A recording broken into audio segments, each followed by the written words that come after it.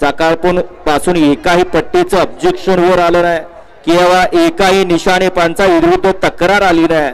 असं शिस्तीचं मैदान पुसेगावकरांचं मैदान. मैदानाचे लॉट सुद्धा ना भूतो ना भविष्यात असे काढले गेले. एक गाडी एकच पावती, जिथं निघेल तिथंच पळायचा. काळाची गरज आहे, कारण आतापर्यंत या बैलगाडी शर्यत म्हणलं की शेतकऱ्यांचा खेळ म्हणून या खेळाकडे पाहिलं जात होतं. परंतु या शेतकऱ्यांच्या खेळामध्ये आता बरेच जणांची भरती झाली. त्यामुळे शेतकरी काय टिकू शकत नाही, पावत्या काय 4-5 टाकू शकत नाही. त्यामुळे जिथं येईल तिथं पळायला लागत होतं.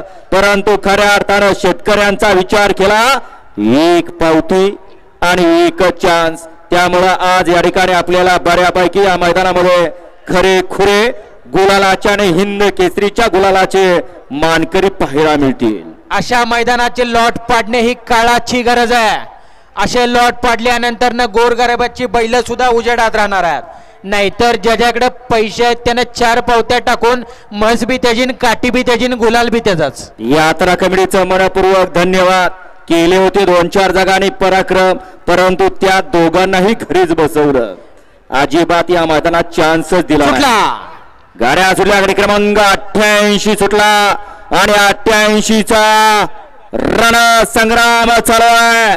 कारण बाकीच्या मैदानाचा या ठिकाणी फायनल आणि या मैदानाचा गट 5 करणे या ठिकाणी या बैलगाडी शर्यत क्षेत्रातलं भाग्य मानलं जातं.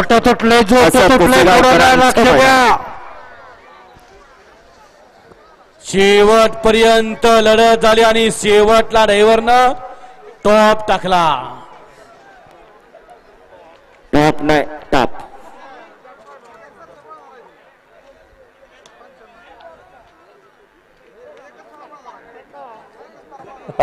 कारण या गाड्यांना